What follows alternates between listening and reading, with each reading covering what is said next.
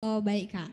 Ya, MC Rindula Kak bertanya kepada Kak Evi. Untuk Kak Evi, ada nggak Kak kekhawatiran yang sedang Kakak rasakan? Dan kalau ada, kekhawatiran akan apa Kak? Kekhawatiran ya, kalau khawatir sih pastinya ada.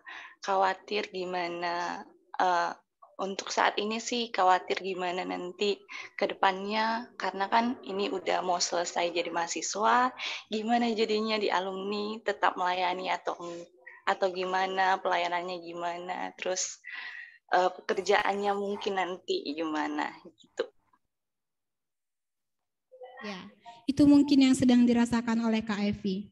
Mungkin bukan hanya Kak Evi yang sedang merasa khawatir. Kita semua juga pastinya pernah merasakan berbagai kekhawatiran akan berbagai hal. Namun apapun yang kita rasakan saat ini, marilah kita tetap bersyukur dan merasakan hadirat Tuhan hadir di tempat kita masing-masing. Kita akan memulai ibadah kita. Untuk kakak abang dan teman-teman yang mungkin sedang melakukan berbagai aktivitas, bolehlah mengambil posisi ternyaman agar kita dapat beribadah dengan hikmat. Terpujilah Tuhan karena kasih-Nya yang mengangkat kita menjadi anak-Nya. Kita senantiasa disayangi. Glory, glory, haleluya. Sambil bertepuk tangan, mari bergirang dan nyatakan sukacita kita melalui lagu pujian Saya Bergirang medley Sayang-sayang disayang.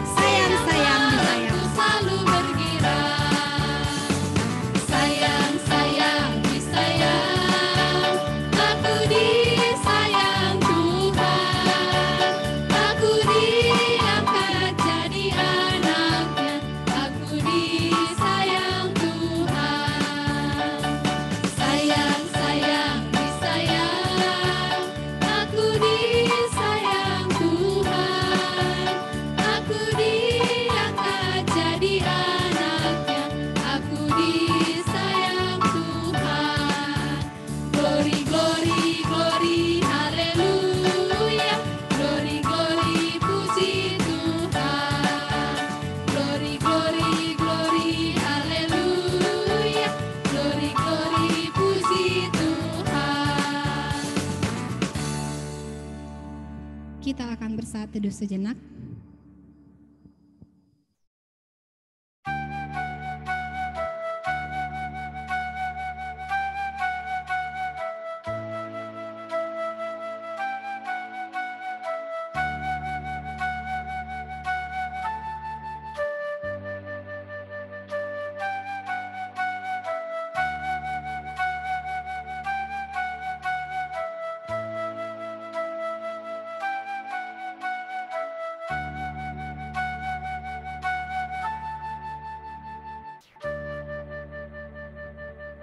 Kita bersatu di dalam doa.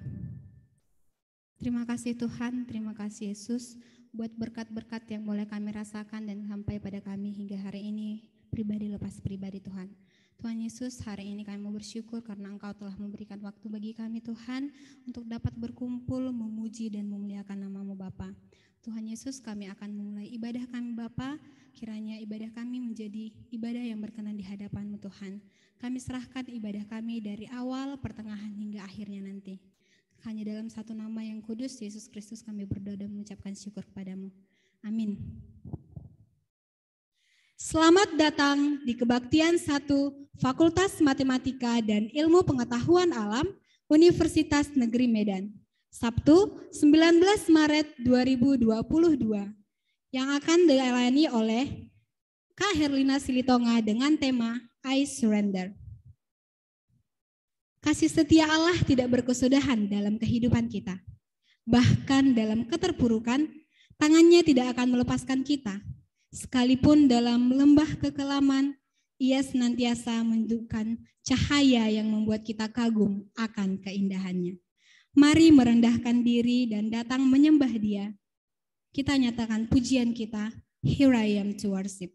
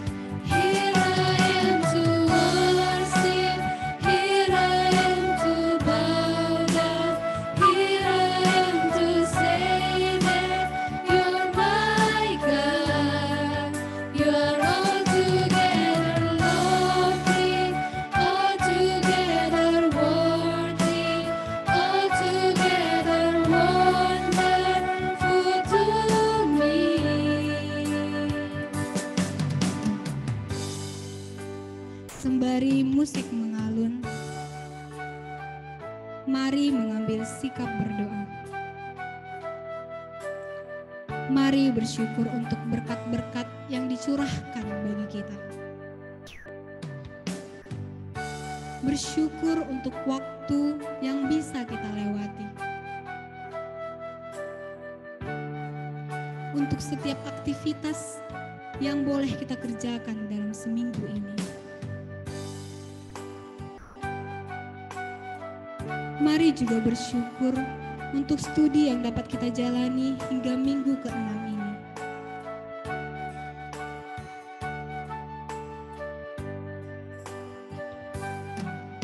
Mungkin banyak tantangan yang kita hadapi dalam perkuliahan kita.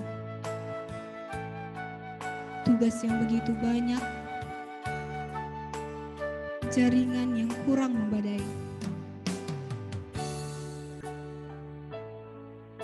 Namun ternyata Tuhan tetap sertai dan mampukan kita sampai hari ini.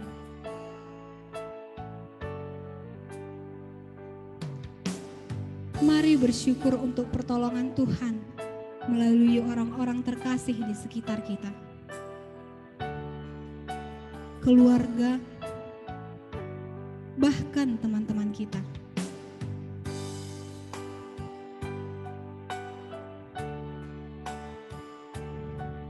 Ia menolong kita dengan cara yang bahkan tidak pernah kita pikirkan. tidak ada satupun pergumulan yang tidak selesai di tangannya. Layaklah Dia disembah atas kasih-Nya yang luar biasa. Mari lebih dalam lagi menyembah Dia, nyatakan rasa syukur kita. Here I am to worship.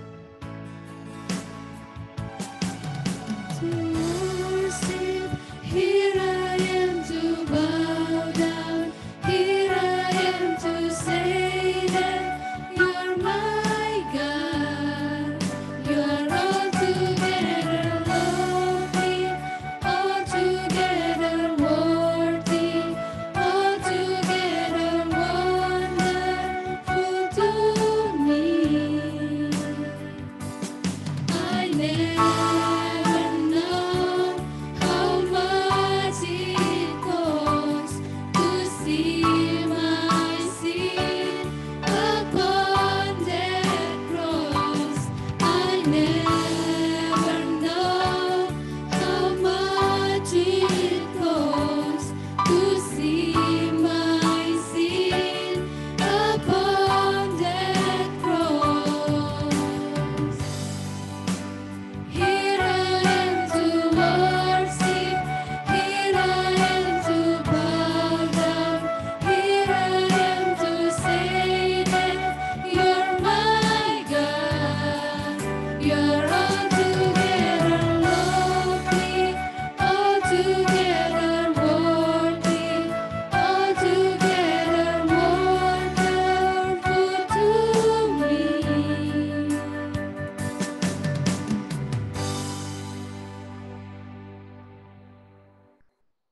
Siapakah kita di hadapan Tuhan yang seringkali berbuat dosa, sering pula mengingkari cintanya dalam langkah hidup kita. Namun, Dia selalu mengampuni kita yang penuh dengan pelanggaran. Saat ini, kita akan mengaku dan memohon pengampunan dosa kita. Mari datang ke hadirat Tuhan, nyatakan, jadikan hatiku istana cintamu.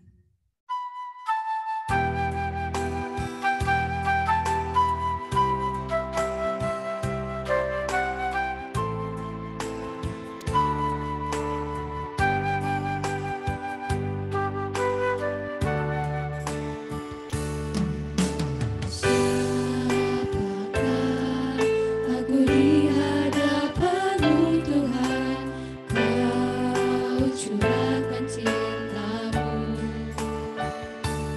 Apakah artiku bagimu, cinta-Mu setia selalu.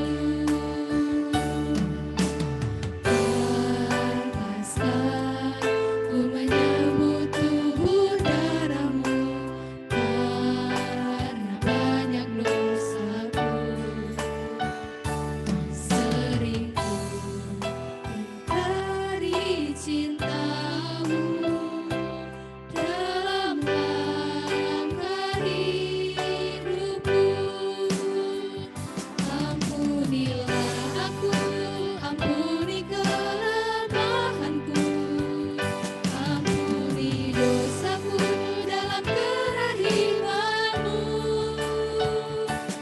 agar ku mampu wartakan kasih-Mu di dalam hidupku. Bersihkan hatiku dengan sucinya cinta-Mu, jadikan hatiku istana cinta-Mu, tempat yang layak untuk bersemayam tubuh dan darah-Mu.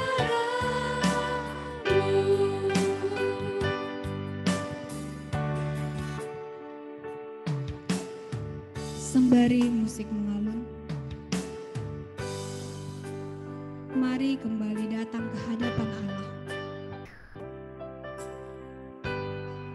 Mari mengakui dosa-dosa kita. Ketika kita seringkali mengecewakan Tuhan lewat perkataan, pikiran, bahkan perbuatan kita. Tuhan telah memberikan waktu yang cukup bagi kita. Namun seringkali karena kesibukan kita melupakan Tuhan.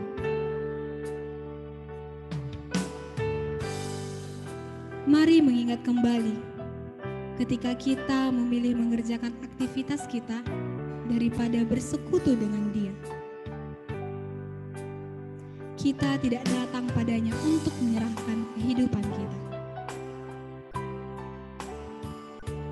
Tidak datang untuk menyerahkan kekhawatiran kita.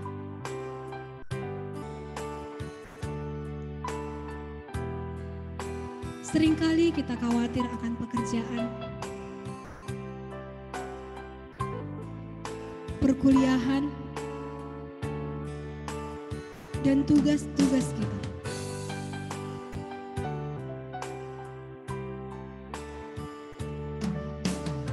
Bahkan dalam pengerjaan tugas akhir pun, seringkali kita tidak percaya akan waktu yang telah Tuhan sediakan.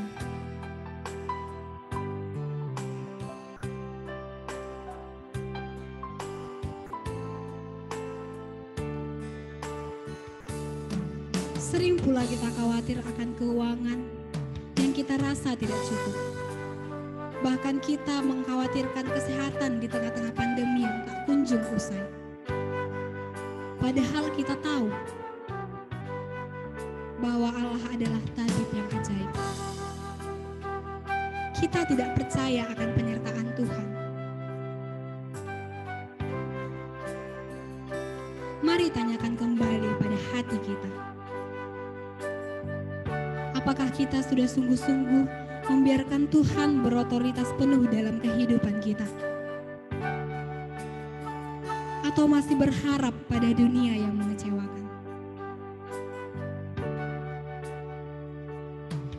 Sekarang mari datang mengakui segala kesalahan kita.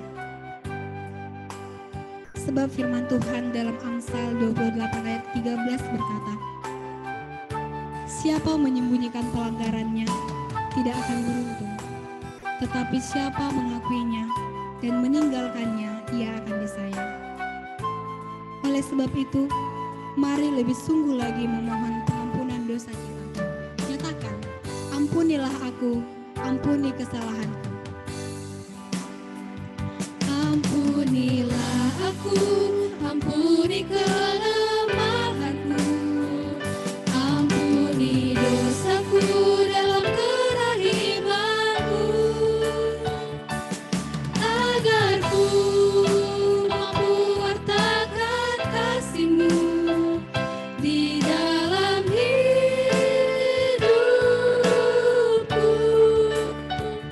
Bersihkan hatiku dengan sucinya cinta-Mu, jadikan hatiku istana cinta-Mu,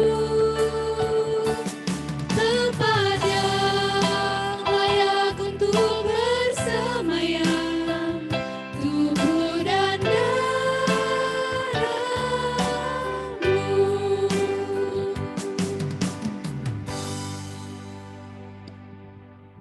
Kita bersatu di dalam doa. Benar Tuhan, kami adalah orang-orang yang penuh dengan pelanggaran Bapa. Kami seringkali mengecewakan hati-Mu Tuhan melalui perbuatan, perkataan, bahkan pikiran kami Bapa. Tuhan Yesus, sekarang kami mau datang ke hadapan-Mu Yesus, membawa segala pelanggaran kami dan pengakuan kami akan dosa-dosa-Mu Tuhan, dosa kami Tuhan. Kiranya Tuhan yang mengampuni, karena kami yakin dan percaya Bapa, Engkau akan memberikan pengampunan yang kekal bagi hidup kami Bapa. Inilah hati kami Bapa, ampuni kami, ampuni kelemahan kami Bapa, agar kami layak sebagai anak-anak-Mu. Terima kasih Tuhan, kami berdoa dan mengucapkan syukur dan memohon pengampunan dosa kepada-Mu Tuhan. Amin. Kita akan menyaksikan sebuah video.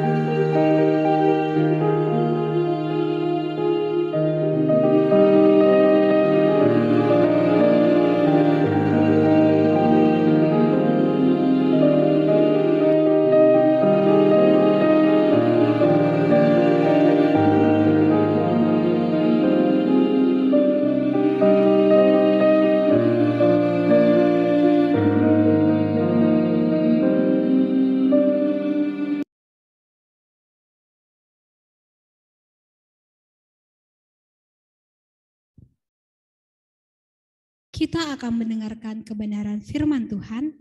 Mari menyerahkan seluruh hidup kita ke hadirat-Nya dan memohon urapan yang baru untuk mendengar suara-Nya. Kita nyatakan kerinduan kita akan firman-Nya melalui pujian, "Jadikan aku rumah doamu." Di akhir pujian, kami undang Kak Herlina Silitonga untuk menyampaikan kebenaran firman Tuhan.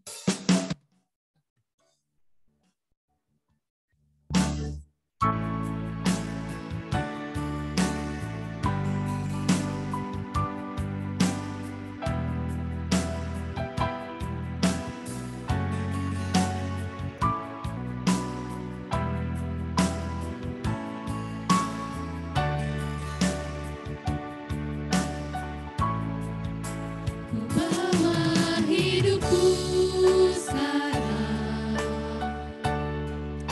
ke tempat kudus-Mu, Tuhan. Di mezbamu ku serahkan seluruh hidupku. Penuhi hatiku sekarang dengan urapan yang baru, agar aku lebih lagi mendengar suara-Mu. Jadikan aku, Tuhan, rumah doa-Mu, agar semua suku bangsa datang menyembah-Mu.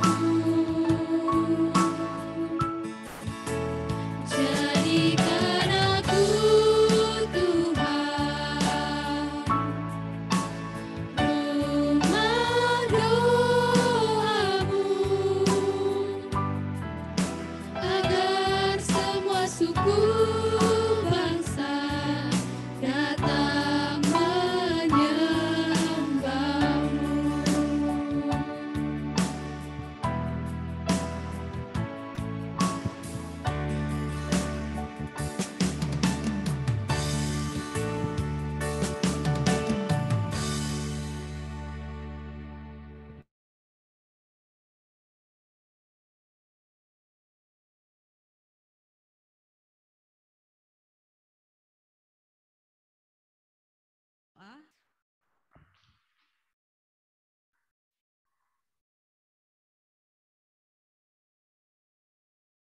Benar ya Tuhan, bahwa itulah kerinduan hati kami ya Tuhan. Bahwa kami ingin menjadi rumah di mana Allah tinggal dan di mana Allah memimpin seluruh hidup kami ya Tuhan. Baik hati kami, baik pikiran kami, maupun langkah-langkah kami ya Tuhan. Oleh karena itu kami membutuhkan tuntunan-Mu terus ya Tuhan, membutuhkan firman-Mu ya Tuhan, supaya kami menjadi rumah Tuhan senantiasa.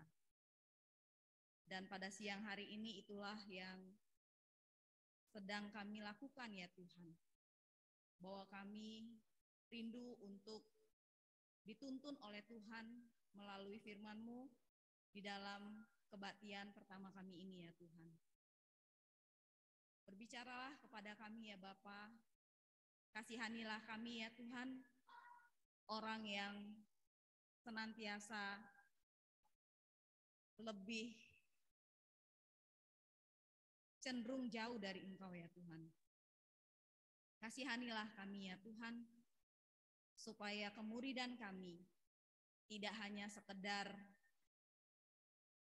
waktu atau tidak hanya sekedar keberadaan ya Tuhan, tetapi kemuridan itu hidup di dalam perubahan-perubahan yang terjadi di dalam hidup kami ini ya Tuhan. Terima kasih Bapak, kami menyerahkan waktu ini sepenuhnya ke dalam tangan-Mu. Dalam nama Tuhan Yesus kami bersyukur dan berdoa. Amin. Shalom saudara-saudara yang kekasih di dalam Kristus. Ya, siang hari ini kita sangat bersyukur kita bisa bersama-sama beribadah sekalipun ada yang offsite, tetapi masih ada yang online ya melalui Zoom. Tapi kita bersyukur atas kesempatan ini yang Tuhan berikan. Saudara yang kekasih di dalam Kristus, yang hari ini kita akan bersama-sama belajar dari kebenaran Tuhan dengan tema I Surrender ya. Nah, tentu bicara tentang surrender gitu ya. Tentu itu berhubungan dengan kondisi-kondisi yang membuat kita sulit. Kondisi-kondisi yang membuat kita kadang-kadang bahkan sampai putus asa gitu ya. Tidak tahu harus bagaimana, bahkan mungkin kita memilih jalan-jalan yang salah. Dan tidak bisa kita pungkiri atau tidak bisa kita hapus, kalau tadi ya ada video yang kita udah lihat itu, tentang kekhawatiran, ya, tentang kekhawatiran yang membuat kita menjadi masalah di dalam hidup kita gitu ya. Hal-hal seperti itu tidak bisa kita hindari gitu ya sebagai manusia. Karena di dalam dunia ini ada banyak manusia yang berkontribusi melakukan sesuatu di sekeliling kita gitu.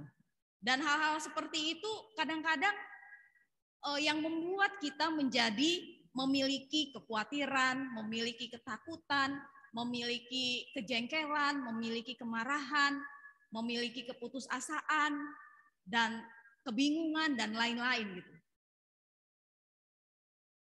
Nah, dalam kondisi-kondisi seperti itu gitu ya, bagaimana seharusnya respon kita gitu? Bagaimana harusnya anak-anak Tuhan, bagaimana harusnya murid-murid Tuhan itu bersikap atau menjalaninya? Dalam slide yang kedua, ada bagian yang menarik ya saya rasa, yang nanti sebelumnya kita lanjut membahas tentang surrender. Dikatakan oleh Roberto ya, dia mengatakan bahwa the struggle you're in today is developing the strength you need for tomorrow. Don't give up gitu ya. Nah, jadi dikatakan bahwa masalah yang kita hadapi saat ini adalah perkembangan kekuatan yang kita butuhkan untuk hari esok. Gitu. Jadi apa yang kita hadapi saat ini, kesulitan-kesulitan yang kita hadapi saat ini, ketakutan-ketakutan yang kita hadapi, kekhawatiran-kekhawatiran yang kita hadapi, bahkan jalan buntu yang kita hadapi, yang Tuhan izinkan, sesungguhnya itu bukan berarti kosong gitu ya, tetapi di hadapan Tuhan, tetapi di mata Tuhan itu bisa menjadi sebuah kekuatan yang akan menolong kita untuk berkembang, yang menolong untuk kita bertumbuh di hari esok. Ya, lalu yang berikutnya, menurut Rick Ezel ya, dia mengatakan bahwa krisis itu membentuk karakter kekristenan kita. Jadi sebenarnya kalau satu sisi kita memandang bahwa lebih enak nggak punya krisis gitu ya, ya kayaknya mungkin ya kan. Kadang-kadang kita lebih seneng memang nggak ada masalah gitu ya, lancar-lancar semuanya gitu. Kiriman dari orang tua di kampung tepat waktu ya kan. Bukan hanya tepat waktu, tapi jumlahnya juga tepat ya kan. Tepat waktu tapi jumlahnya nggak tepat kan stres juga ya kan. Bingung juga gitu. Lalu pengen punya pacar, dapat pacar gitu ya. Pengen lulus tepat pada waktu, lulus, pengen gitu ya. Nah, banyak hal gitu ya. Tetapi ternyata kalau kita pelajari di dalam perjalanan Alkitab gitu ya, kisah-kisah di dalam Alkitab, bahkan firman yang disampaikan oleh Yesus secara langsung ataupun disampaikan Tuhan melalui para nabi-nabi gitu ya. Kita melihat bahwa apa yang dikatakan oleh dua tokoh ini tadi yang kita kutip ini adalah benar gitu ya. Bahwa tuh Allah memakai krisis, memakai kondisi yang tidak kita harapkan itu bisa menjadi strength, bisa menjadi kekuatan untuk kita bisa lebih baik ke depan. Lalu yang berikutnya itu juga bisa dipakai untuk membentuk karakter kita lebih matang, lebih dewasa, lebih siap untuk menghadapi dunia ini yang memang tidak selalu seperti yang kita harapkan. Itu sebuah realita yang tidak bisa kita pungkiri, kita pasti akan mengalami masalah atau kekhawatiran, ketakutan, kemarahan, dan lain-lainnya gitu ya, yang negatif.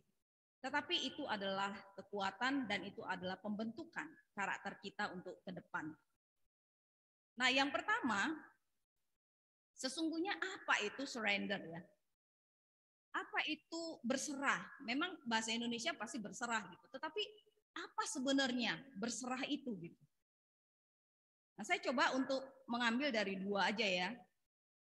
Yang pertama itu dari Merriam-Webster ya, dictionary. Dia katakan bahwa surrender itu adalah to give up completely or agree to for especially in favor of another ya. Jadi menyerahkan sepenuhnya atau setuju meninggalkan kebiasaannya demi hidup berkenan kepada yang lain. Yang lain tentu dalam hal ini Tuhan ya. Nah, jadi yang menarik sebenarnya di sini adalah apa? Dia tidak hanya mengatakan menyerah gitu ya. Berserah, tidak hanya mengatakan begitu. Tetapi dikatakan sebenarnya surrender itu adalah berserah sepenuhnya. Jadi berserahnya itu enggak apa ya? Enggak sesuai dengan apa yang kita mau gitu. Nah, kalau cocok aku mau berserah sekian, tapi kalau kurang cocok, aku tahankan ini, ku pertahankan apa yang aku pikirkan baik gitu. Misalnya apa ya? Misalnya ya, beberapa waktu gitu ya, saya sering mengalami juga gitu ya. Satu kondisi yang tidak menyenangkan gitu ya. Karena apa? Karena itu tidak sesuai dengan apa yang saya harapkan gitu. Nah, ketika itu terjadi, maka apa? Maka kegelisahan yang muncul gitu ya. Ketidaktenangan, ketidaknyamanan yang muncul gitu. Bahkan kadang emosi, marah gitu walaupun tidak terekspresi. Nah, tetapi pada waktu itu gitu ya. Waktu kita bersekutu dengan Tuhan, maka Tuhan sebenarnya mengingatkan gitu. Bahwa apa? Herlina, itu bukan bagianmu gitu. Bagianmu itu apa? Bagianmu itu ya udah berserah, maksudnya letakkan semuanya itu gitu ya. Nah, tetapi kadang-kadang kan tidak selalu seperti itu gitu. Ya satu sisi oke Tuhan, tapi ternyata masih menggenggam kekerasan kita gitu. Nah, kalau surrender itu bukan seperti itu. Surrender itu adalah kita memang menyerahkan sepenuhnya. Dan setuju mau meninggalkan diri kita ini supaya berkenan kepada apa yang Tuhan mau. Itu surrender. Pasrah. Nah, kalau mau dibilang kayak gitu. Pasrah ya. Tidak ada lagi sesuatu daya, tidak ada lagi sesuatu yang mau kupertahankan di dalam diriku. Aku tidak mampu sama sekali. Aku tidak punya kekuatan lagi, gitu ya. Atau aku tidak ada lagi yang kupertahankan, menyerah di hadapan Tuhan. Lalu kalau bahasa Indonesia, kamus bahasa Indonesia mengatakan bahwa menyerahkannya dengan kedua tangan terbuka dan hati serela-relanya. Jadi surrender itu menyerahkan dengan tangan terbuka gitu. Nah, jangan pelan-pelan kayak gitu. Yang kita pikirkan baik menurut kita, yang kita harapkan untuk diri kita, tetapi ternyata Allah berkata tidak seperti itu, maka apa? Menyerah itu menyerah dengan tangan yang terbuka, artinya kesiapan kita untuk menantikan apa yang Tuhan mau. Nah, itu definisi dari surrender ya. Lalu yang berikutnya yang kedua, saya mencoba untuk mengajak kita melihat bagaimana cara dunia menghadapi kekhawatiran atau menghadapi masalah-masalah itu gitu ya. Saya mengutip pandangan dari pendekatan psikologi yaitu Sigmund Freud ya. Dia mengatakan bahwa ada 7 ya. Ada 7 bagaimana biasanya manusia itu meresponi masalah-masalah supaya dia tetap bisa bertahan ya, supaya dia tetap bisa bertahan. Nah, yang pertama itu adalah penyangkalan, denial terhadap masalah gitu ya. Denial terhadap masalah. Apa artinya itu denial? Denial itu adalah tindakan menyangkal adanya masalah. Ya, jadi dia menyangkal bahwa aku nggak khawatir gitu ya, aku nggak takut kok, aku nggak marah gitu ya. Contohnya di sini adalah misalnya si Ani. Ani memiliki masalah membandingkan dirinya dengan teman-temannya. Sehingga dia sering galau gitu ya. Karena apa? Karena selalu dia merasa orang lain lebih baik daripada dirinya gitu. Temannya lebih berhasil daripada dirinya. Tetapi reaksinya terhadap masalah adalah apa? Ah, tidak apa-apa kok gitu ya. Aku baik-baik saja sama Angel misalnya ya. Dia baik kok orangnya. Padahal dia sama Angel itu iri hatinya minta ampun gitu. Cemburunya minta ampun gitu ya. Lihat Angel di ujung dia udah apa? Udah dak-dik-duk-der gitu ya. Dak-dik-duk-der, dak-dik-duk. Aduh, menahan apalagi ya ini ya. Yang aku tahu bahwa dia lebih baik dari aku gitu ya. Atau aduh bagaimana respon orang lain gitu ya terhadap Angel, pasti lebih memuji-muji dan seterusnya gitu ya. Nah, kadang-kadang itu kesannya sepele gitu ya. Tetapi ternyata bagi satu pribadi itu bisa menjadi sesuatu masalah yang membuat dia menjadi tidak efektif di dalam kehidupannya sehari-hari. Karena apa? Perasaan itu selalu menguasai dia gitu. Perasaan negatif itu menguasai dia gitu. Sehingga itu mengganggu buat dia. Nah, lalu di hadapan orang gitu ya, cara dia menyelesaikan masalah itu apa? Dia denial, dia nggak jujur gitu. Dia nggak mengatakan bahwa itu masalah bagi dia gitu ya, tetapi di depan orang, di hadapan orang, dia bahkan memuji dan seolah-olah bersahabat dengan si Angel itu. Nah, apakah itu masalahnya selesai? Apakah itu kekhawatirannya selesai? Apakah itu kecemasannya selesai? Tentu tidak. Jadi itu dia pakai topeng dengan kata lain. Lalu yang berikutnya, yang kedua adalah repress ya. Repress itu apa ya? Repress itu cara orang menyelesaikan masalah atau berhadapan dengan masalah itu. Seseorang merasa bahwa situasi atau konflik tertentu sudah berada di luar kendalinya. Ia justru memilih untuk melupakan atau tak mau mengakuinya sama sekali gitu. Nah, biasanya ini yang repress ini kalau tadi kan dia menipu orang gitu ya. Yang pertama tadi seolah-olah di hadapan orang baik tapi dirinya berpengaruh. Tetapi kalau repress ini sama dirinya pun itu seolah-olah nggak ada gitu. Jadi dia memang membuang benar-benar perasaan iri hati itu memang nggak ada gitu di dalam dirinya. Tetapi bukan berarti hilang. Tapi sesungguhnya itu masuk di dalam area unconsciousnya kita manusia. Area yang tidak kita sadari, sehingga kita tidak bisa merasakan bahwa aku ini sebenarnya sedang cemburu sama orang. Aku ini sedang pahit ya, luka batin pada pengalaman masa lalu. Misalnya kita pernah mengalami pelecehan seksual misalnya seperti itu. Itu sesuatu kondisi yang sangat tidak menyenangkan, menyakitkan. Sehingga apa? Sehingga kita mencoba untuk membuangnya. Membuangnya itu bukan berarti hilang ya, enggak. Itu sebenarnya tertekan di area unconsciousnya kita manusia. Dan suatu hari itu pasti akan keluar. Itu pasti akan apa ya, kayak bom gitu ya, akan meledak gitu suatu hari, nggak tahu kapan.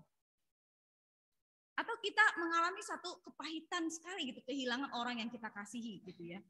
Nah itu kita nggak ingin merasakan itu gitu ya. Bahkan kita menganggap seolah-olah masih ada orang yang kita kasihi itu gitu. Padahal nggak ada. Gitu. Nah itu repress gitu. Cara orang menghadapi ketakutan, cara orang menghadapi kekhawatiran, cara orang menghadapi masalah-masalah itu bisa repress. Gitu. Lalu yang ketiga itu cara orang, dan biasanya kita juga masih kadang-kadang masih bisa seperti itu gitu ya. Yang ketiga itu adalah regresi. Regresi itu apa? Mekanisme pertahanan ditandai dengan adanya kemunduran ya, kondisi psikologi seorang ke masa kanak-kanak. Nah, jadi saudara-saudara yang kekasih ini apa ya, ada gitu ya. Bukan berarti nggak ada gitu. Nah, pernah nggak teman-teman melihat ya anak, misalnya anak remaja gitu ya, tapi dia karena cemas, takut gitu ya, lalu akhirnya apa? Perilaku yang kita lihat, merengek-rengek ya kan, padahal dia usianya nggak cocok untuk merengek-rengek, tetapi dia ternyata merengek-rengek gitu. Nah itu dia sedang melakukan penyelesaian masalah dengan apa? Regresi. Bahkan kadang-kadang ya, saya kemarin pernah juga melayani seorang anak remaja dari orang tuanya, karena dia setiap sekolah hari apa lupa saya ya, pokoknya setiap hari Senin atau hari Selasa gitu ya, dia ngompol, kencing di celana, sampai pintu pagar itu selalu kencing di celana, padahal dia udah anak SMA. Apakah itu cocok gitu ya? Nggak cocok gitu. Nah itu namanya regresi. Nah ada nggak orang sedewasa kalian gitu ya? Bahkan sedewasa saya aja ada orang yang dia mengatasi kemarahannya dengan apa? Menggulung-gulung di lantai loh. Ada? Iya, dia menggulung-gulung di lantai sambil nangis-nangis gitu. Itu cara orang, cara dunia menyelesaikan emosi-emosi negatif yang di dalam dirinya itu gitu ya, atau masalah yang dihadapinya. Lalu proyeksi. Nah, proyeksi ini apa? Proyeksi ini melampiaskan perasaan sesuatu kepada orang yang kepadanya kita bermasalah. Contoh ya. Contohnya sebenarnya apa ya? Sini contohnya apa ya? Tunggu ya, kita lihat dulu. Kita bermasalah selalu sama salah satu saudara kita gitu ya. Entah kenapa melihat dia selalu ingin berantem bawaannya. Tetapi kita selalu mengatakan bahwa saudara kita itulah yang tidak suka dan selalu gara-gara, buat gara-gara. Padahal kita yang buat gara-gara, tapi kita selalu bilang, aku nggak apa-apanya sama dia gitu ya. Dia yang selalu iri hati, dia yang selalu cemburu sama aku, dia selalu yang mencari gara-gara. Padahal selalu realitanya kita yang cari gara-gara. Dan kenapa kita cari gara-gara? Karena ternyata kita yang cemburu sama dia. Gitu. Tapi kita bilanglah dia yang bermasalah, kita nggak bermasalah gitu. Nah itu cara dunia ya. Lalu yang berikutnya rasionalisasi.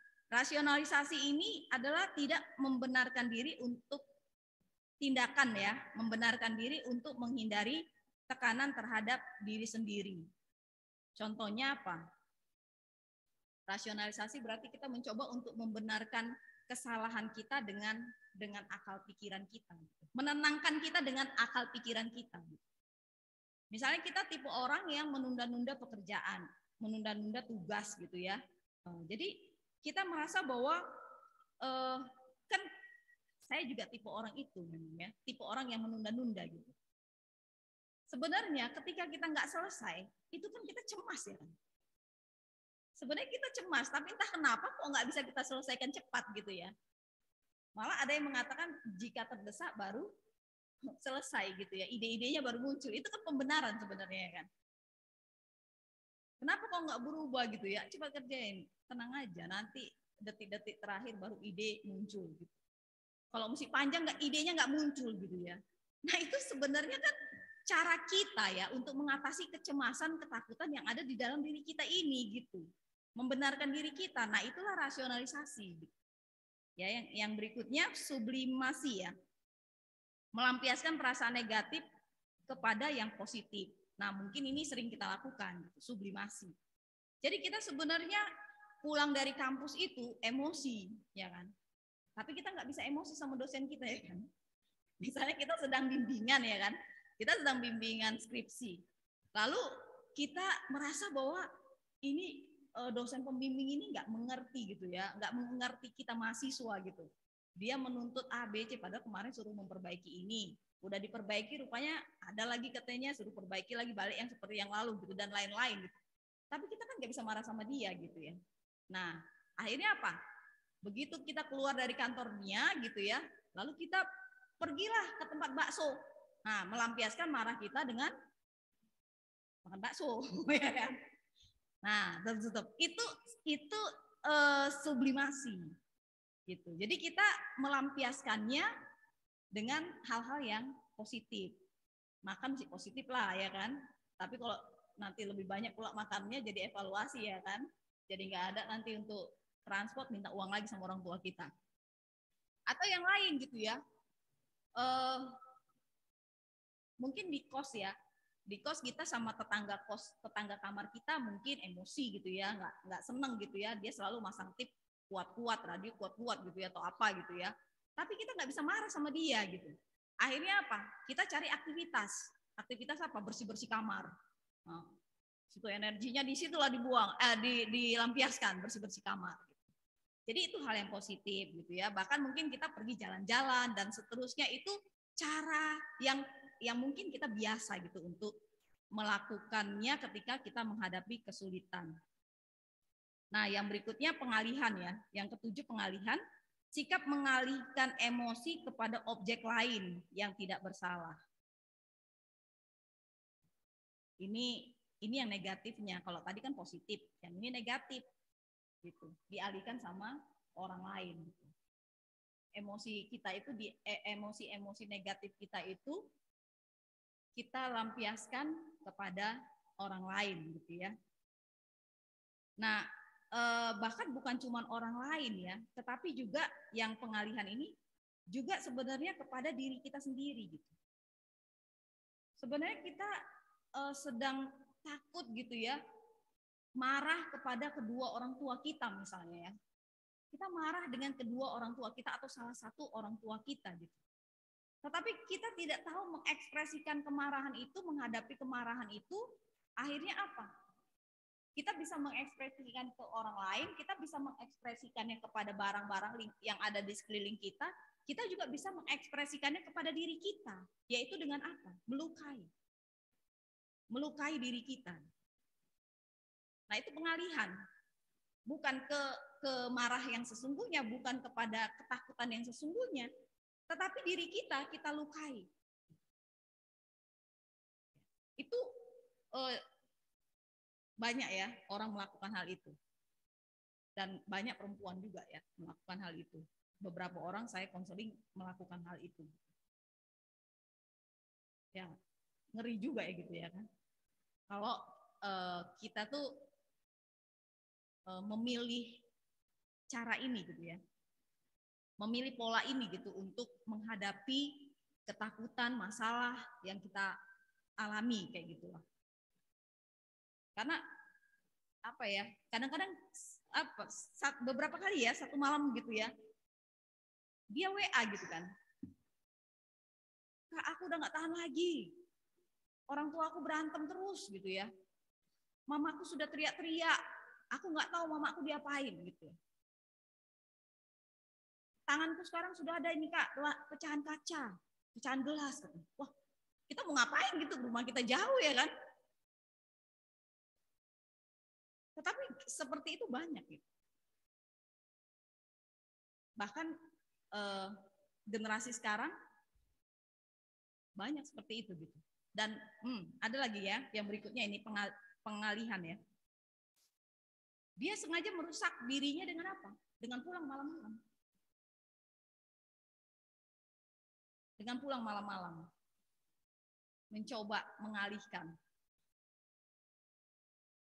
masalahnya itu dengan hura-hura ya, dengan hura-hura. Dengan kesenangan-kesenangan sampai malam hari gitu. Sebenarnya dia mau balas dendam sama orang tuanya. Kan nggak pulang dia, orang tuanya kan, jadi dia merasa orang tuanya pasti stres gitu ya dengan dia pulang malam, pengalihan. Nah jadi itu hal-hal yang bisa dunia ya, yang itu yang dunia lakukan gitu. Dan kadang-kadang kita sebagai anak-anak Tuhan juga kadang-kadang melakukan hal-hal seperti ini gitu ketika menghadapi masalah-masalah. Nah, tetapi apakah itu menyelesaikan gitu ya? Apakah itu yang Tuhan inginkan kayak gitu? Nah, ternyata dari Alkitab gitu ya, dari firman Tuhan yang Tuhan berikan kepada kita, sebenarnya ada contoh-contoh ya yang Allah sudah berikan, petunjuk-petunjuk yang Allah sudah berikan bagaimana kita menghadapi masalah-masalah yang Tuhan izinkan terjadi di dalam kehidupan kita. Saya mengajak kita untuk membuka Mazmur 37 ayat 1 sampai yang ke-11.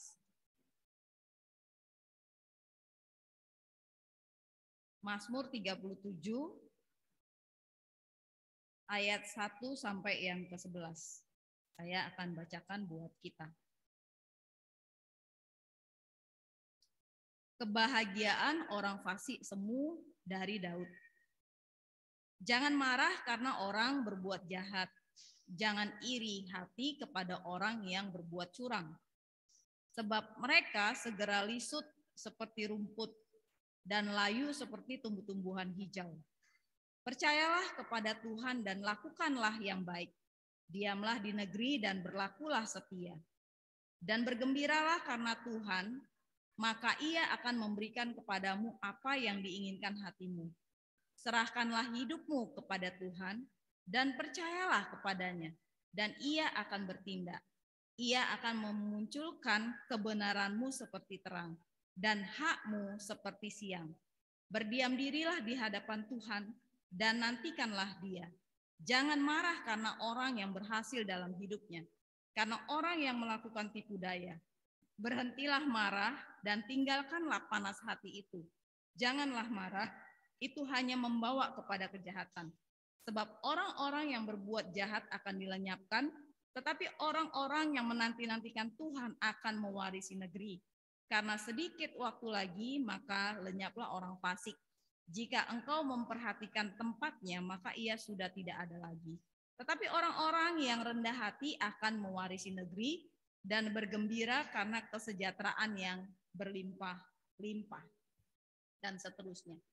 Nah, saudara, pasal 37 ini sebenarnya adalah suatu kondisi yang tidak mudah yang dihadapi oleh pemazmur. Kondisi yang tidak mudah yang dihadapi oleh pemazmur. Dia melihat bahwa orang fasik itu hidupnya sukses banget gitu ya. Orang fasik itu kok hidupnya baik-baik aja gitu. Bahkan lebih baik daripada yang dialami oleh si pemazmur ini gitu. Orang yang sudah hidup di dalam kebenaran Allah. Tetapi kenapa mereka itu kok lebih baik gitu ya. Dan kalau kita ingat kitab Habakuk juga adalah kitab yang menceritakan hal ini gitu ya, bahwa apa? Bahwa kehidupan orang lain yang tidak mengenal Tuhan, yang tidak taat kepada Tuhan, yang tidak melakukan kehendak Tuhan, kok kelihatannya lebih baik daripada aku. Kok kelihatannya aman-aman aja hidupnya. Tetapi kalau aku, kenapa hidupku ini kok masalah? Belum selesai yang satu, udah datang lagi yang satu. Belum lagi selesai masalah diputuskan pacar, tiba-tiba apa? Dipanggil dosen ya kan? Tiba-tiba kita disuruh ngulang lagi ya kan? Skripsi kita gitu ya, skripsi kita gitu. Nah, belum lagi selesai itu apa? Dari kampung, telepon orang tua. Aduh, ini ekonominya susah, jadi nggak bisa ngirim ya, irit-irit ya. Nah, belum selesai lagi apa? Tiba-tiba kita sakit misalnya. Tiba-tiba kita dapat sakit penyakit. Nah, tentu bervariasi ya. Bervariasi masalah-masalah yang kita hadapi gitu ya. Dan saya tidak tahu apa yang sedang dihadapi oleh saudara-saudara pada saat ini gitu ya. Sehingga membuat kita berada dalam satu kondisi yang terpuruk. Satu kondisi yang mungkin rasanya tidak tahu apa solusinya gitu ya. Belum selesai-selesai gitu sampai sekarang. Dan itu mengganggu kita gitu ya, mengganggu kehidupan kita gitu.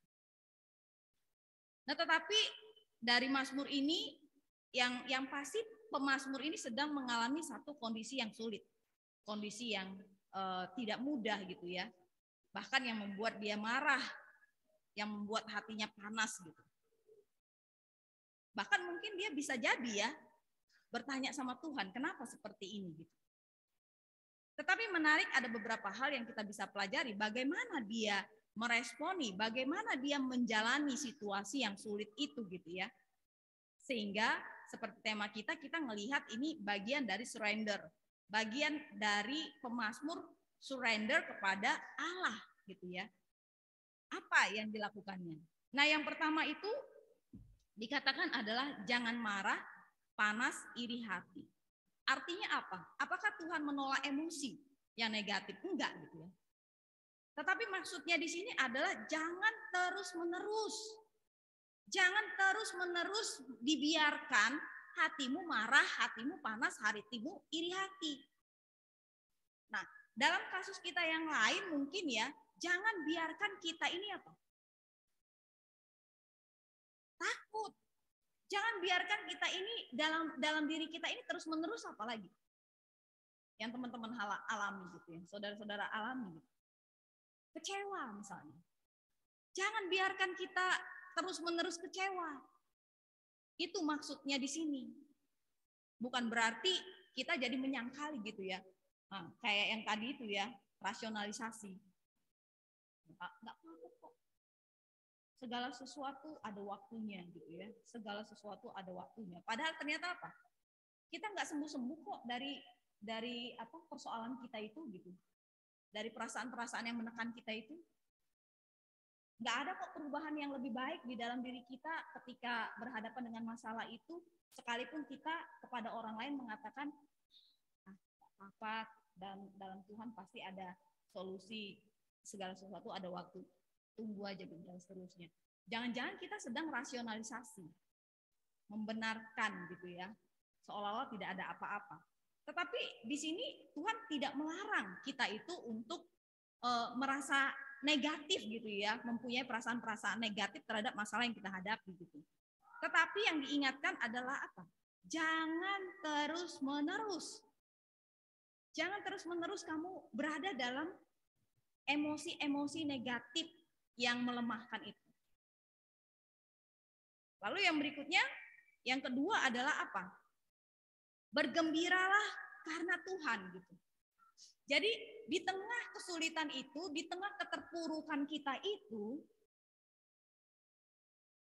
kita mencoba untuk apa? Untuk bergembira. Bergembira itu bukan karena kita yang buat-buat, bukan. Bergembira itu bukan karena yang kita menciptakan, bukan. Tetapi katanya di sini adalah karena Tuhan. Kita ingat bahwa siapa Tuhan itu? Siapa Tuhan itu yang aku kenal? Tuhan itu yang aku kenal adalah Tuhan yang menciptakan langit dan bumi. Tuhan itu adalah Tuhan yang menciptakan aku. Tuhan itu adalah Tuhan yang berkuasa atas segala sesuatu. Tuhan itu adalah penyelamatku. Tuhan itu sudah memilih aku loh dari sekian orang karena kasihnya. Masa sih dia tidak akan menolongku dalam hal ini? Pengenalan kita akan Tuhan itulah yang membuat kita mampu bersuka cita, mampu bergembira di tengah keterpurukan yang kita alami. Gak ada kekuatan lain yang bisa membuat kita gembira di tengah masalah. Kalau bukan karena kita mengenal siapa Tuhan itu yang bersama dengan kita. Nah, saya jadi teringat ada salah satu abang ya mengatakan bahwa ibunya atau mamanya itu kalau ada masalah, kalau lagi susah hatinya, anaknya ditelepon. Anaknya ini ditelepon, dibilangnya gini, buat dulu mama ketawa.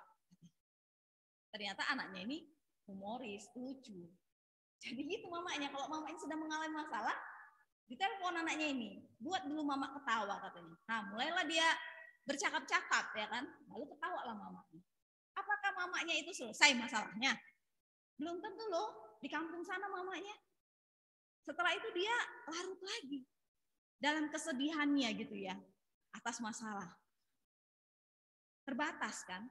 Apa mungkin telepon terus dia biar ketawa-ketawa terus ya, itu kan lupa ya, pengalihan itu, pengalihan. Tetapi yang Tuhan mau di sini adalah apa? Sekalipun dalam masalah kita bergembira karena apa? Karena Tuhan. Tuhan yang kita kenal, Tuhan yang kita percaya, Tuhan yang kita yakini. Dan yang berikutnya adalah apa? Serahkan hidup kita kepada Tuhan. Surrender itu tadi. Serahkan hidup kita kepada Tuhan. Karena apa? Karena kita nggak mampu gitu ya. Kita sangat terbatas. Tapi kita tahu bahwa Tuhan yang telah menebus hidup kita, Tuhan yang telah menjadikan kita anak, itu di atas segalanya, di atas segala sesuatu gitu. Sehingga apa? Dia sanggup untuk menolong kita dengan caranya dia, bukan caranya kita gitu ya. Nah, yang selanjutnya itu adalah lakukan yang baik dan diam di negeri. Artinya apa? Lakukan yang baik. Jangan galau-galau tidak tentu. Ya kan? Biasanya galau-galau ada nggak efeknya dengan tanggung jawab kita? Ada. Pasti ada beberapa tanggung jawab yang terabaikan karena kita galau kan? Karena kita dalam perasaan-perasaan yang sedih, yang terpuruk itu tadi, tanggung jawab kita pun bisa jadi berkurang gitu untuk kita bisa lakukan, bisa kerjakan. Tetapi menarik di dalam ayat ini dikatakan apa? Lakukan yang baik. Artinya jangan terfokus kepada apa? Jangan terfokus kepada masalahmu, jangan terfokus kepada kekhawatiran, ketakutanmu itu gitu. Entah karena apapun lah ya yang menyebabkan kita takut, khawatir itu gitu. Karena apa? Karena kau kan udah menyerahkannya sama Tuhan. Karena kau tahu siapa Tuhan yang bersama denganmu itu gitu. Jadi sekarang bagianmu lakukan aja pekerjaanmu biasa, kehidupanmu biasa.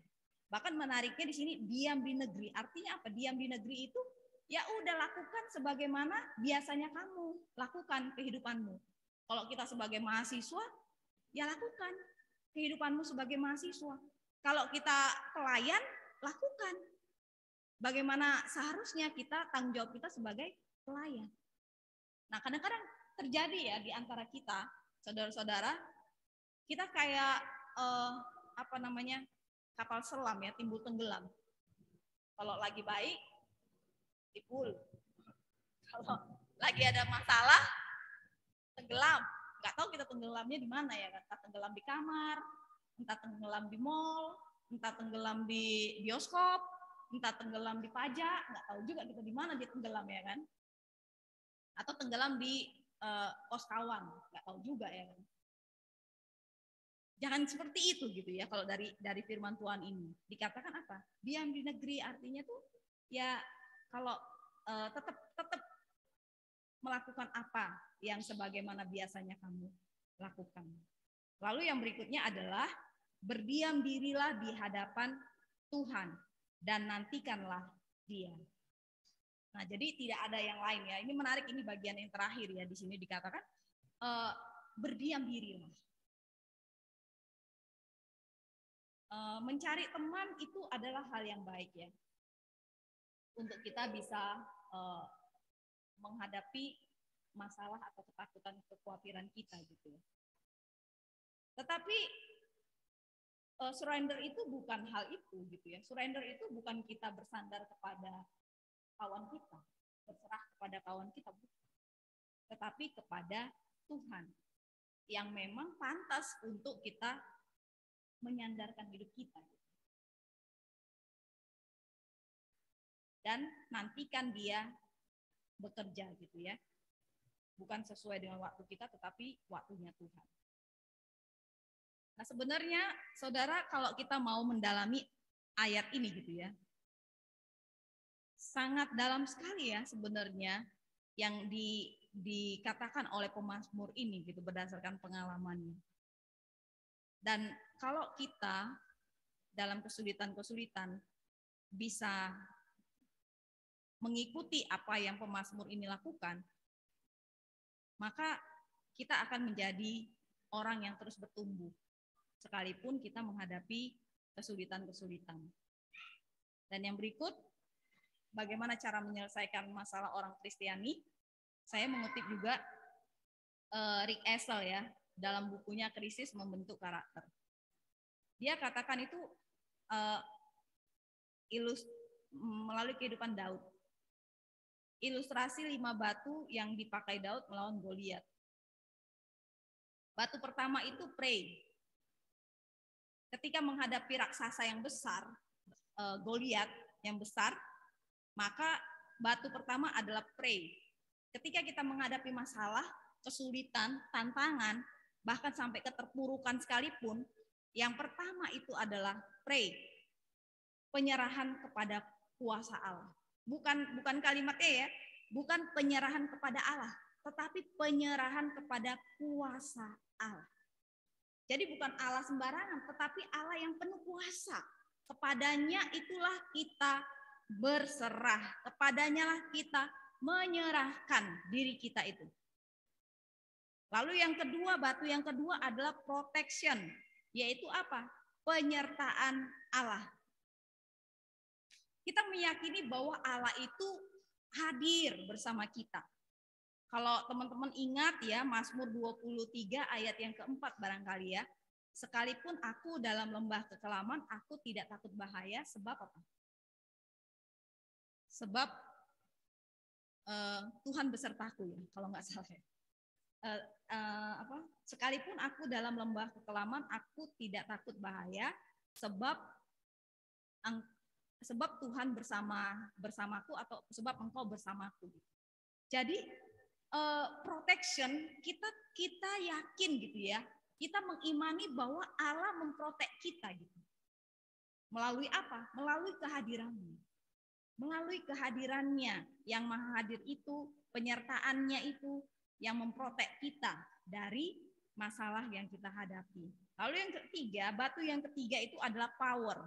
Yaitu apa? Kekuatan bukan siapa kita, tetapi kekuatan Allah, sang pemilik diri kita. Yakin kepada kekuatan Allah. Lalu yang berikut, praise. Fokus adalah pujian kepada Allah, bukan kepada diri kita sendiri. Nah, saudara, bagaimana kita bisa menyelesaikan masalah, lalu kita berfokusnya itu supaya lewat keberhasilanku ini aku dipuji-puji, aku disenangi oleh orang-orang. Bukan seperti itu kalau si Rick Essel ini. Tetapi batu yang keempat ini, praise itu adalah apa? Lewat masalah, lewat problem, lewat kecemasan, ketakutan, kekhawatiran yang kita alami, melaluinya puji-pujian kepada Allah akan terjadi nantinya. Lalu yang berikutnya adalah perspektif. Batu yang kelima, perspektif. Daud punya pengenalan yang benar tentang Allah. Allah lebih besar dari semuanya. Ya, seperti yang tadi juga yang saya sudah jelaskan gitu. Nah, jadi saudara yang kekasih di dalam Kristus, seharusnya inilah cara-cara kita ketika kita menghadapi krisis, ketika kita menghadapi masalah yang menyebabkan kita mungkin marah, yang menyebabkan kita kecewa, yang menyebabkan kita putus asa, yang menyebabkan kita takut, yang menyebabkan kita khawatir, dan menyebabkan kita yang lain-lainnya. Karena itu nggak bisa kita hindari. Tetapi bagaimana seharusnya kita menjalaninya? Kita bisa berefleksi dari Mazmur 37 dan ilustrasi 5 batu yang dituliskan oleh Rick Essel tadi. Sebagai penutup, dikatakan bahwa Matius 11 ayat 28. Marilah kepadaku semua yang letih lesu dan berbeban berat.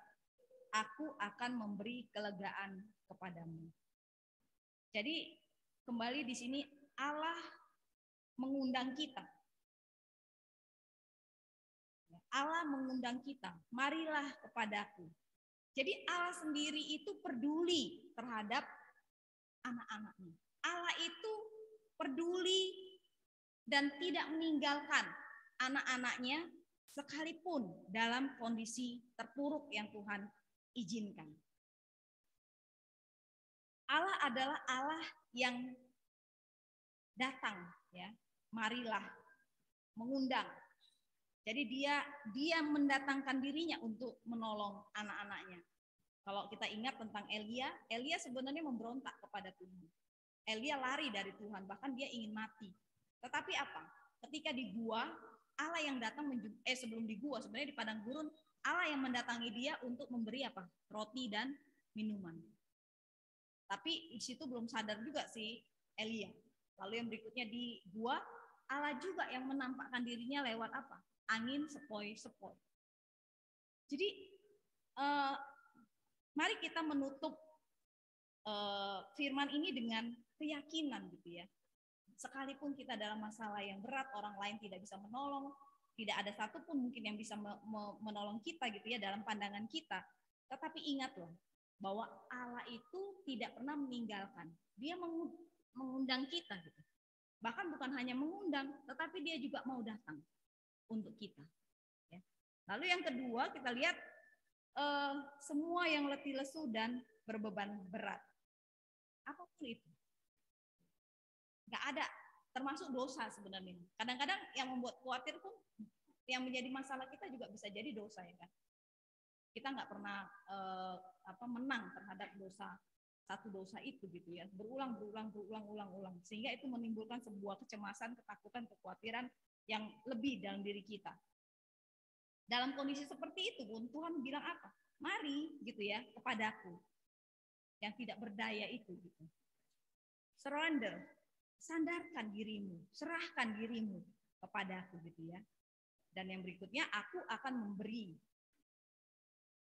Allah adalah Allah Yahweh yang sudah terbukti ya kan, pemeliharaannya terhadap bangsa Israel, keidealannya gitu ya terhadap bangsa Israel. Nah, apa yang kita perlu khawatirkan gitu ya. Dan yang berikutnya, memberi kelegaan. Dia berjanji akan memberi kelegaan, akan memberi kemenangan kepada kita dalam menghadapi masalah-masalah yang sulit, khususnya mungkin dampak-dampak dari pandemi ini.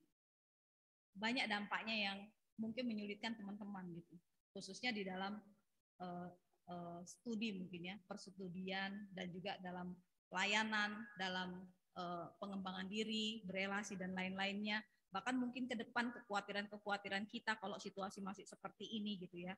Tapi marilah kita mengingat kembali bahwa Allah menantikan kita gitu ya, untuk kita surrender kepada Dia. Marilah kepadaku semua yang letih lesu dan beban berat, aku akan memberi kelegaan kepadamu. Amin. Mari kita berdoa.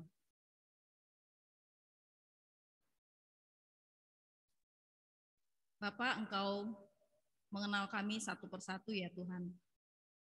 Bagaimana kondisi kami satu persatu ya Tuhan. Mungkin kami ada yang tidak terlalu sedang dalam masalah. Kami merasa baik-baik aja. Atau mungkin ada di antara kami yang ada masalah-masalah kami hadapi. Mungkin ada juga yang sampai kepada titik putus asa. Tidak tahu harus bagaimana. Ya Tuhan, Engkau adalah Allah yang tidak membiarkan anak-anak-Mu ya Tuhan. Oleh karena itu, biarlah melalui firman ini, kami bisa bertemu dengan Tuhan. Kami bisa menikmati akan kasih dan kuasa Tuhan. Sehingga itu memulihkan kami, menolong kami di dalam krisis-krisis yang kami sedang hadapi ini. Bahkan mungkin ke depan ketika kami menghadapi kesulitan-kesulitan, kami mengingat akan Tuhan. Dan kami tidaklah menjadi orang-orang dunia yang mencari solusi yang kosong, yang sementara. Tetapi kami mencari solusi dengan menyerahkan hidup kami seutuhnya, menyandarkan hidup kami seutuhnya kepada Allah yang berkuasa itu. Dalam nama Yesus kami bersyukur dan berdoa. Amin.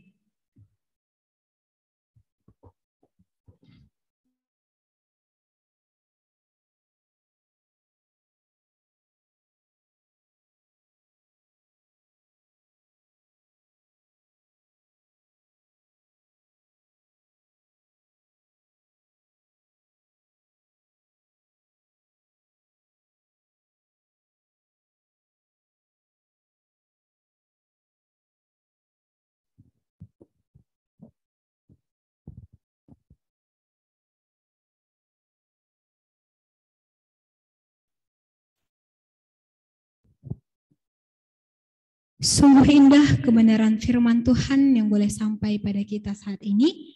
Semoga firman yang kita dengarkan menjadi pedoman dalam langkah kita hari lepas hari.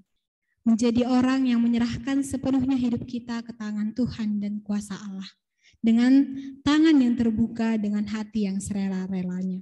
Saat ini kita akan mendengarkan warta dan berdoa syafaat.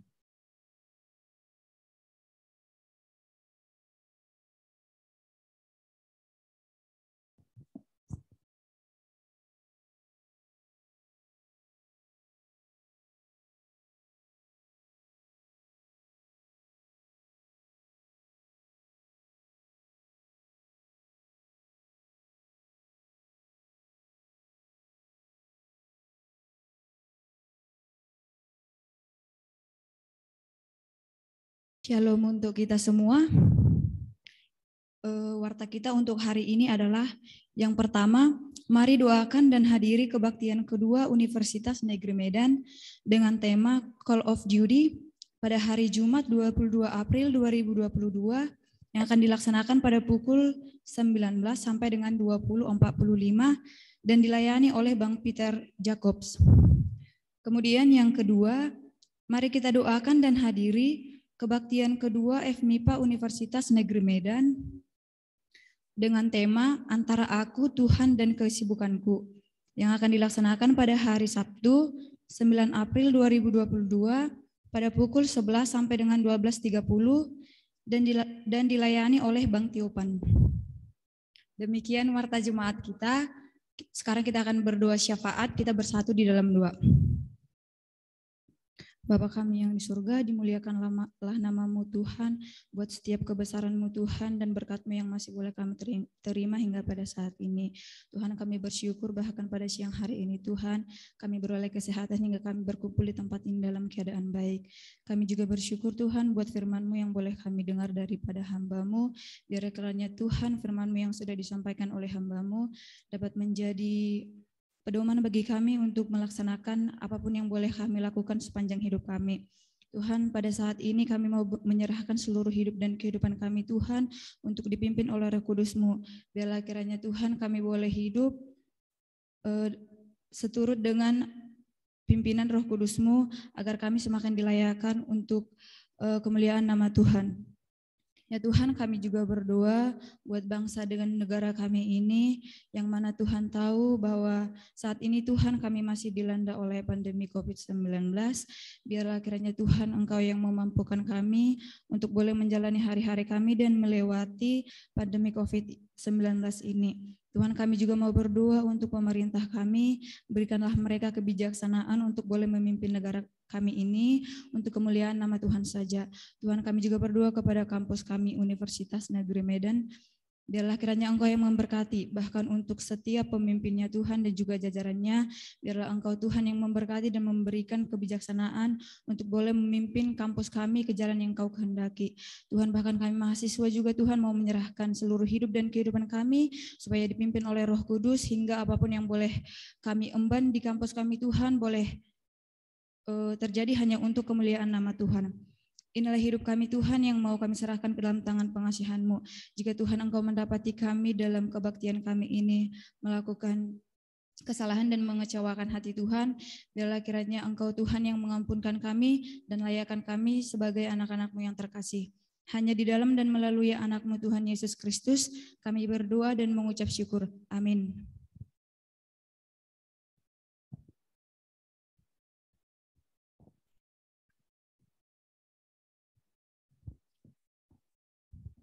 Saat ini kita akan mengumpulkan persembahan. Untuk kakak abang dan teman-teman yang berkenan memberikan persembahannya, boleh mengirimkannya melalui nomor yang sudah tertera ataupun ada barcode yang sudah ada di layar kita. Kami juga menghimbau untuk kakak abang dan teman-teman semuanya untuk tidak lupa mengisi link presensi yang sudah kita bagikan di kolom chat. Mari dengan sukacita membawa persembahan dan ucapan syukur kita nyatakan, kami bawa korban pujian.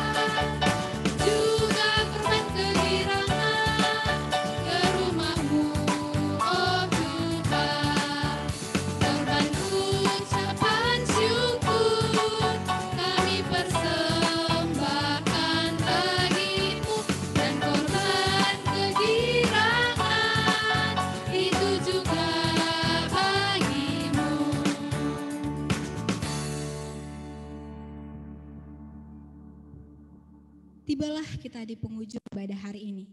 Semoga segala pujian dan persembahan kita berkenan di hadapan Allah. Dan pula semoga melalui firman yang kita dengarkan, kita semakin berserah kepada Tuhan. Menyerahkan tubuh, roh dan jiwa kita kepada Yesus Juru Selamat kita. Dan kita senantiasa menjadi orang percaya yang mengikutinya. Untuk menyatakan komitmen kita bernyanyi dari lagu pujian, Berserah kepada Yesus, I surrender all. Di akhir pujian, kami undang Kak Herlina Silitonga untuk menutup ibadah kita di dalam doa.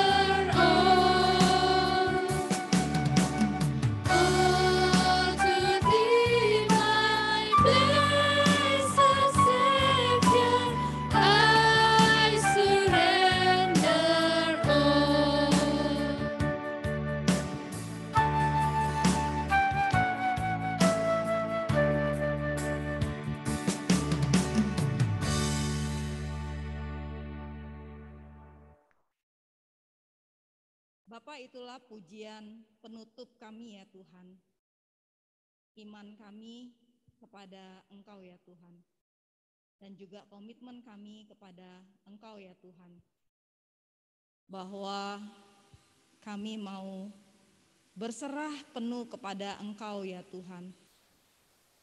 Karena kami sadar kami tidak mampu untuk menghadapi berbagai macam masalah-masalah dalam kehidupan ini ya Tuhan.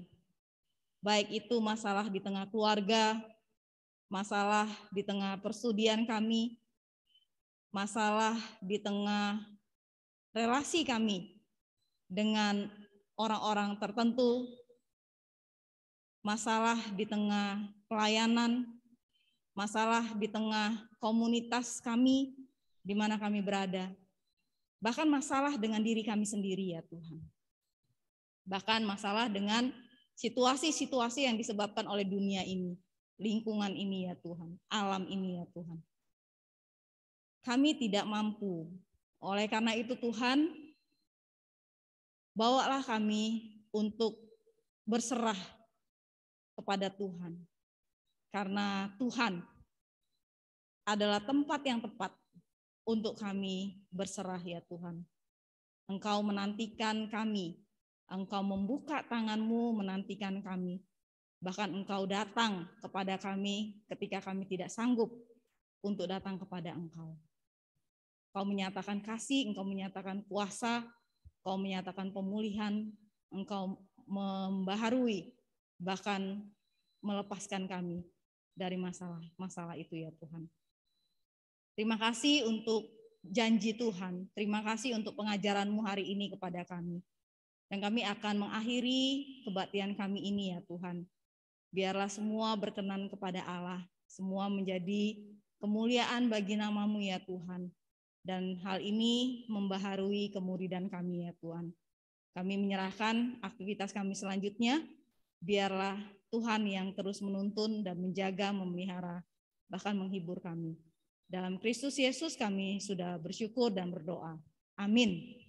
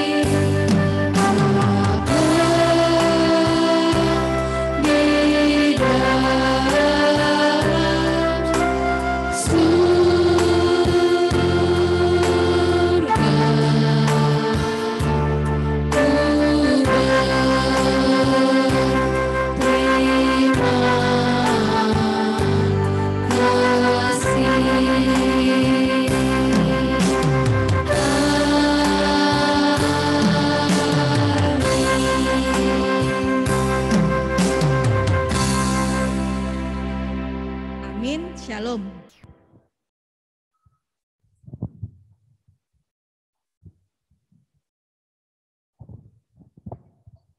Ya, demikianlah ibadah kita hari ini, Kakak Abang dan teman-teman. Kami ingatkan kembali untuk kita semua, jangan lupa untuk mengisi link presensi yang sudah dibagikan di kolom chat. Terima kasih untuk Kakak Abang dan teman-teman semuanya yang sudah bergabung dalam ibadah ini. Selamat melakukan aktivitas kembali. Tuhan Yesus memberkati. Shalom. Shalom. Ya, sebelum kita menutup ibadah ini, kita akan melakukan sesi dokumentasi. Bolehlah Kakak Abang dan teman-teman membuka kameranya. Ya, sudah dibuka Kakak Abang dan teman-teman.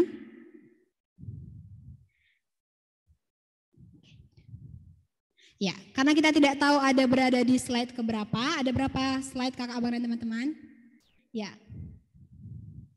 Ada 4 slide, jadi kita akan berproses banyak 4 kali. Untuk itu dipertahankan senyumnya. Untuk slide yang pertama, boleh diambil. Senyum.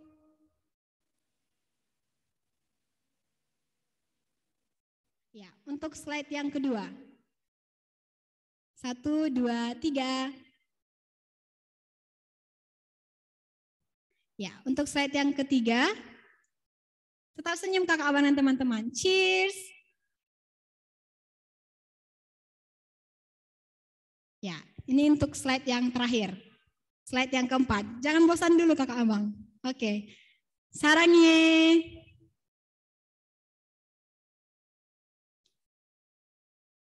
Oke. Sudah diambil semuanya. Terima kasih kakak abang dan teman-teman yang sudah bergabung dalam kebaktian kita. Selamat beraktivitas kembali. Tuhan Yesus memberkati. Shalom.